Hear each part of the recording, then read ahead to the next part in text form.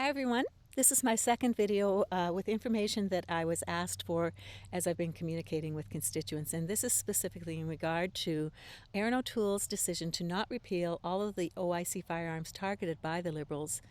It's been a huge disappointment to farmers, hunters and sport shooters in the riding of Yorkton-Melville. So I just want to clarify things at this point in time and say that on September 5th he did make this statement. I want to make my position on firearms perfectly clear. First, the ban on assault weapons will remain in place. Second, the present ban on a number of other firearms that were reclassified in 2020 will remain in place. And third, we will conduct a transparent review of the firearms classification process to take the politics out of this process and engage the public in decisions with respect to public safety. Now here's additional background on that decision. The decision has been made to conduct a transparent review on the firearms classification process to take the politics out of this process and engage the public in decisions with respect to public safety before responding to the OIC. The review will be nonpartisan and will focus on the capabilities of the firearm and not on how it looks. Again, the review will be nonpartisan and will focus on the capabilities of the firearm and not how it looks.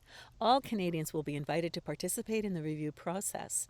As well, he has said we will repeal the portions of C-71 that go against law-abiding firearm owners, and we will maintain the enhanced background checks. Well, the following is a portion of the feedback that the CSSA on September 7th, 2021 provided in their news release. It's one of many news releases which I receive in my inbox on a regular basis, and they're great. So, and I'm quoting here. The Canadian Shooting Sports Association has supported the Conservative Party in its various incarnations for the past 25 years.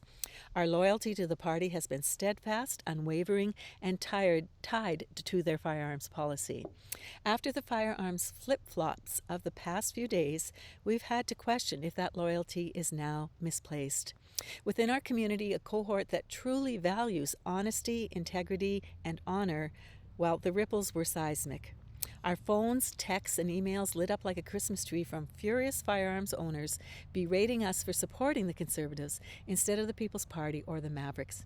And to be truthful, we asked ourselves the same question. Unfortunately, for anyone who read and believed the Conservative Party's election platform document, which they did, it now seems that reversing published positions is just part of the game. Well, as frustrated as we are with this development, it does not change the fundamental facts of this election. Number one, and this is the CSSA speaking, neither the People's Party nor the Maverick Party has any chance of forming government. Number two, we have been the whipping boys of the left for the last 25 years. The fact that we are lawful Canadians that abide by their constantly changing rules is totally irrelevant. For whatever reason, the 2.2 million licensed Canadian firearms owners are truly hated by the left, and we can expect more abuse. On September 21st, one of two men will be sitting in the Prime Minister's chair. If it's Justin Trudeau, we're screwed.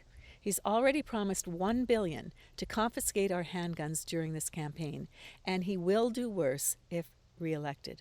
If it's Erin O'Toole, we potentially get a stay of execution.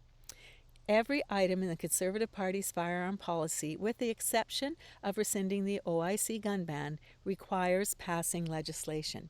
That legislation can only be passed if the Conservative Party wins a majority government. Will this policy flip-flop cost the Conservatives at the voting booth?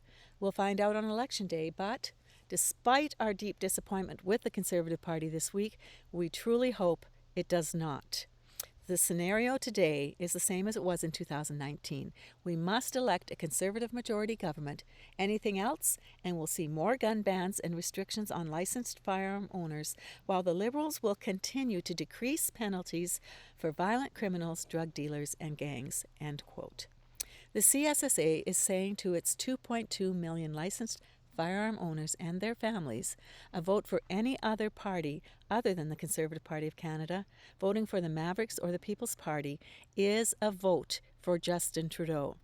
As well, the Canadian Coalition for Firearm Rights responded to Erin O'Toole's announcement with the following. In our view, and I'm quoting, Mr. O'Toole is reacting to Justin Trudeau's attempts to make an unnecessary election during a pandemic about gun control.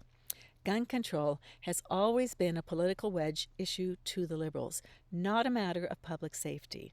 We agree with Mr. O'Toole that classification of firearms should not be a political process. Mr. Trudeau has used this issue to divide Canadians, and a transparent public consultation would bring a better understanding to this topic to all Canadians. We would welcome an opportunity to depoliticize this topic and focus on public safety. End quote. When I saw the intent of the decision to put the review of classifications ahead of the response to the OIC, showing a respect for due diligence without political interference, and then when I listened to the feedback from the CSSA and the CCFR, I have to say that I'm extremely grateful for their honest and measured responses. I also want to thank all law-abiding firearms owners and their families in the riding of Yorkton-Melville who see the big picture and are committed to giving me and the Conservative Party the opportunity to bring in legislation that protects the rights of law-abiding firearms owners, deals appropriately with crimes, gangs, smuggling, and illegal sale of firearms, while providing the proper resources needed for our police force and the CBSA to provide a commendable level of public safety to all Canadians. Thank you, and I hope this is helpful.